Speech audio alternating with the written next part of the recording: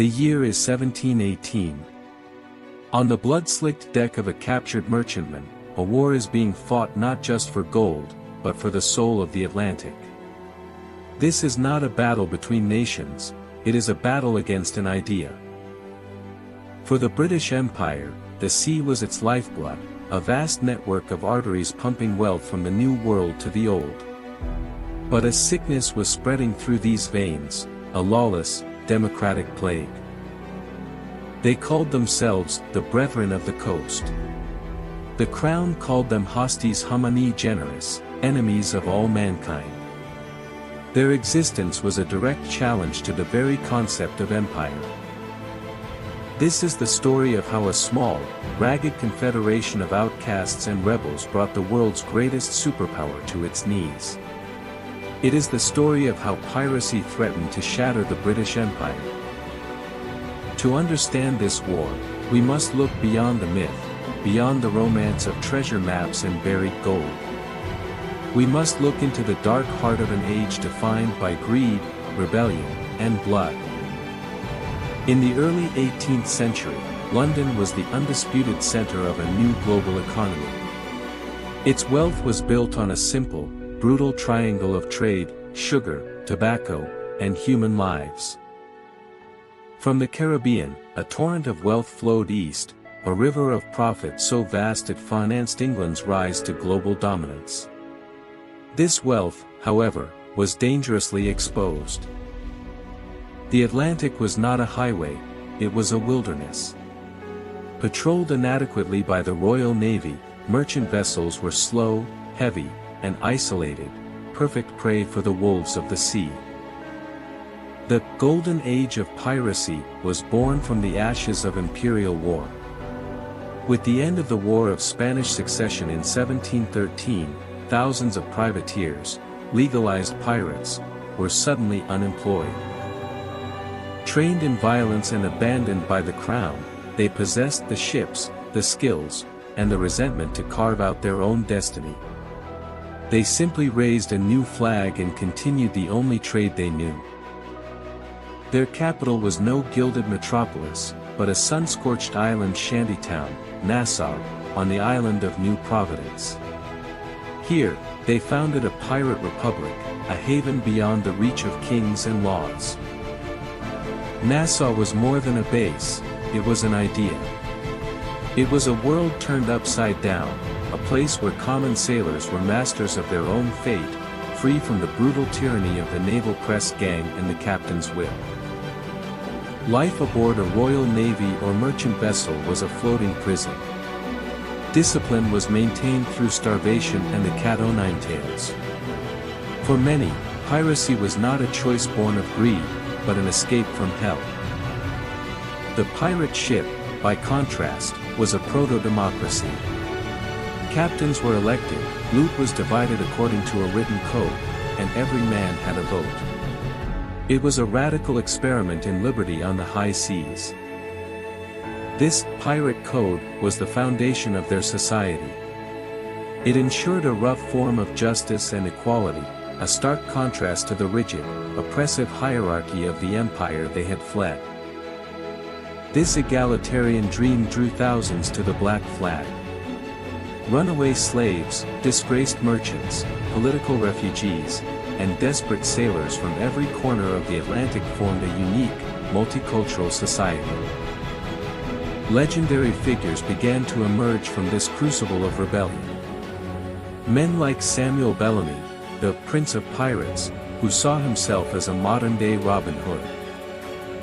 And Charles Vane, the embodiment of uncompromising resistance, who rejected any notion of pardon or surrender to the authorities he so despised. But one name would soon eclipse them all, a master of psychological warfare who would become the terrifying face of the pirate threat, Edward Teach, better known as Blackbeard. Together, these captains and their crews formed a loose but effective confederation. They shared intelligence, traded goods, and sometimes hunted in wolf packs, strangling the empire's trade routes. The primary hunting ground was the Caribbean, the nexus of the triangular trade.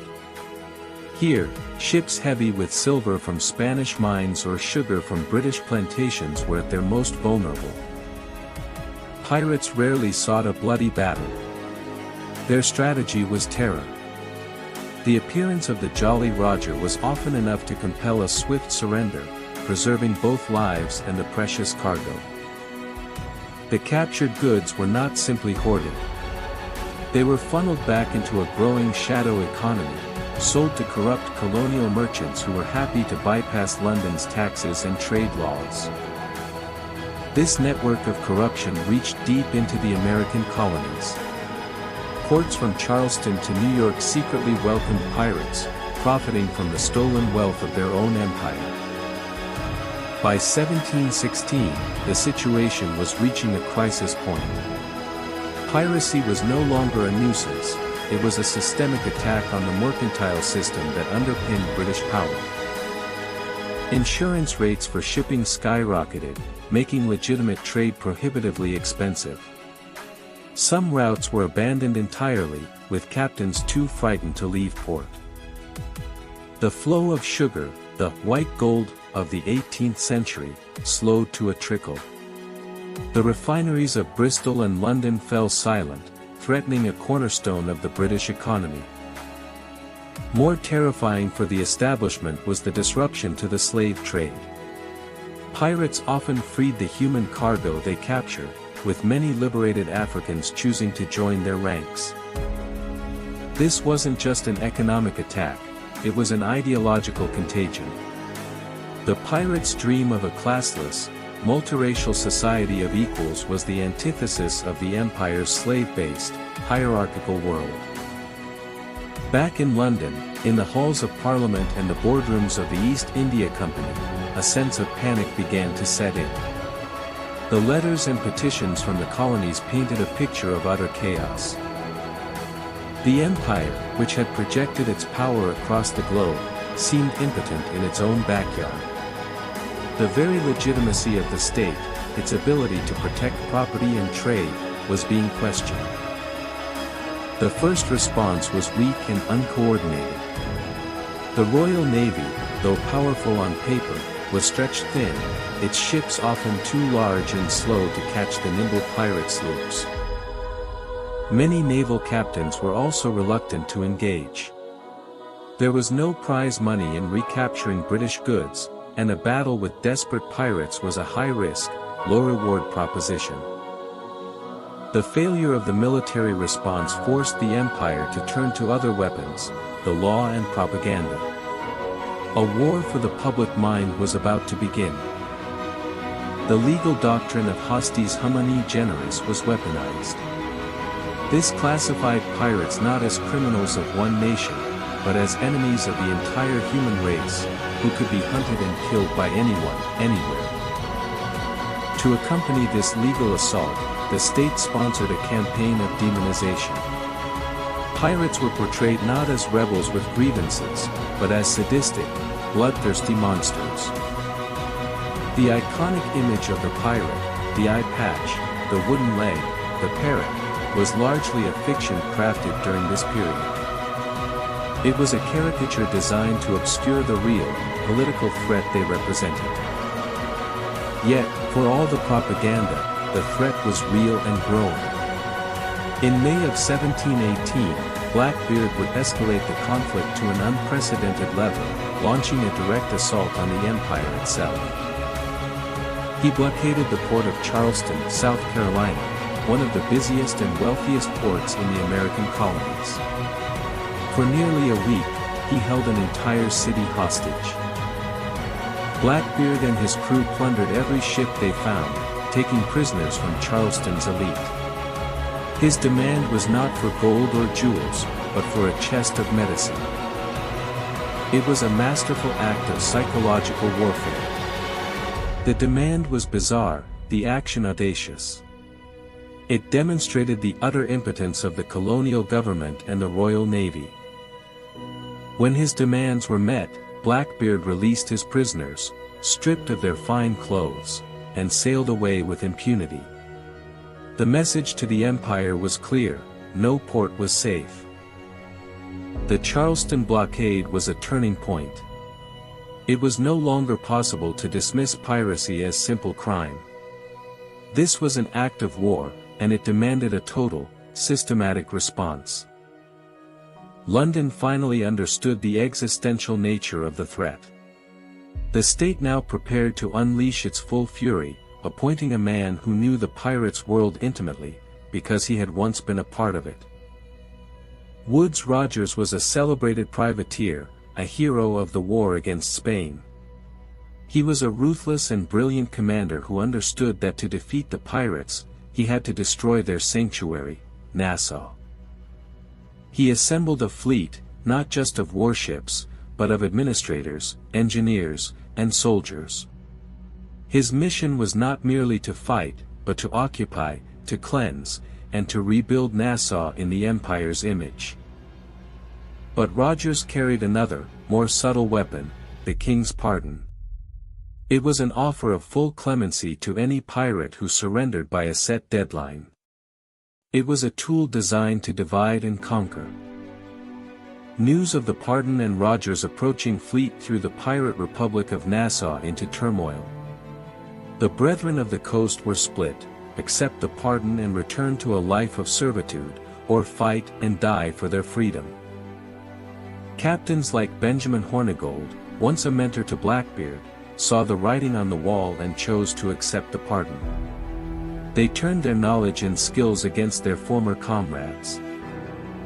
The hardliners, led by the implacable Charles Vane, would never surrender. As Rogers' fleet entered Nassau Harbor, Vane made a final, dramatic gesture of defiance. He set his own flagship ablaze and sent it careening towards the Royal Navy ships, a massive fire ship designed to sow chaos and cover his escape. It was a declaration that the war was not over. Vane slipped out of the harbor in the confusion, a rebel to the very end. But his escape could not change the reality: the pirate Republic of Nassau had fallen. The Empire had retaken its territory. With their sanctuary gone, the remaining pirates were scattered and hunted. Rogers, using pardoned pirates as his trackers, began a ruthless campaign to eradicate the holdouts. The final act for many was a trial in an admiralty court, where justice was swift and predetermined. The charge was piracy, the verdict was guilty, and the sentence was always death. The goal of these trials was not just to punish, but to perform. The state needed to demonstrate, in the most public and terrifying way possible, that it had restored its monopoly on violence. The bodies were often gibbeted, left to rot in iron cages at harbor entrances. These gruesome warnings served as a constant reminder of the price of rebellion against the Empire. Meanwhile, the hunt for the two greatest remaining symbols of the pirate threat, Blackbeard and Calico Jack Rackham, intensified. Their capture was essential to breaking the pirate spirit. In November 1718, Lieutenant Robert Maynard, commissioned by the Governor of Virginia, cornered Blackbeard at Ocracoke Inlet. The final, bloody showdown was at hand. The battle was ferocious and intimate. Blackbeard fought with legendary fury, but he was overwhelmed. Legend claims he suffered 5 gunshot wounds and 20 sword cuts before he finally fell. Maynard severed Blackbeard's head and mounted it on the bowsprit of his sloop. As he sailed back to Virginia, the gruesome trophy announced the death of the king of the pirates. The capture of Calico Jack Rackham was less dramatic, but equally significant, largely due to 2 of his crew members, and Bonnie and Mary Red. The existence of female pirates, who fought and lived as equals among the men, was a profound shock to the patriarchal society of the time. They defied every conceivable social norm. At their trial, their gender saved them from the gallows when they pleated their bellies, revealing they were pregnant. Their fate remains a mystery, but their legend endured, a final testament to the strange freedoms of the pirate world. By 1726, the Golden Age of Piracy was over. The organized threat had been systematically dismantled through pardons, overwhelming force, and brutal public executions. What was the cost of this victory for the British Empire? The war on piracy had forced a fundamental transformation of the state itself. The Royal Navy was professionalized and expanded into a permanent global police force. Its mission was now to guarantee the security of commerce across all oceans, a role it would maintain for 2 centuries. Colonial governance was tightened. The era of lax oversight and local corruption came to an end. London asserted direct control to ensure that no colony would ever again become a haven for the empire's enemies. The war on piracy was, in essence, a laboratory for empire. It was here that the British state perfected the methods of surveillance, control, and propaganda it would later use to manage its vast global territories. But what of the pirates' radical ideas?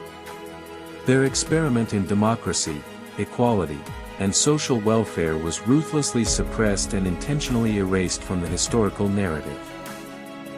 The history, as it is so often, was written by the victors.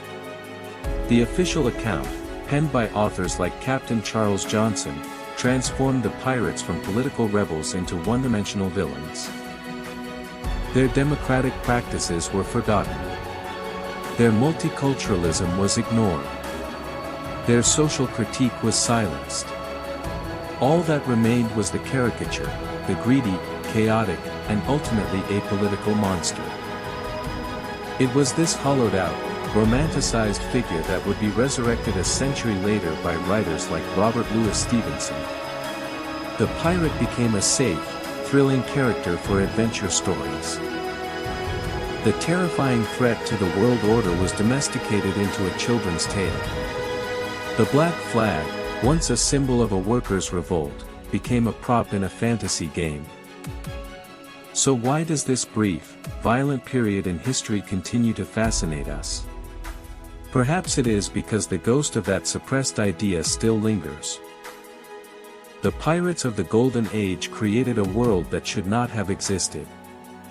For a fleeting moment, they offered a different vision of how society could be organized, one based on liberty, equality, and the fraternity of the oppressed. Their republic failed. It was crushed by the superior organization and ruthless power of the modern state. But their story is a stark reminder that the world we inhabit is not the only one possible. The war between the pirate and the empire was a battle for the future. It was a clash between the power of centralized, commercial order and the chaotic, defiant dream of a world without masters.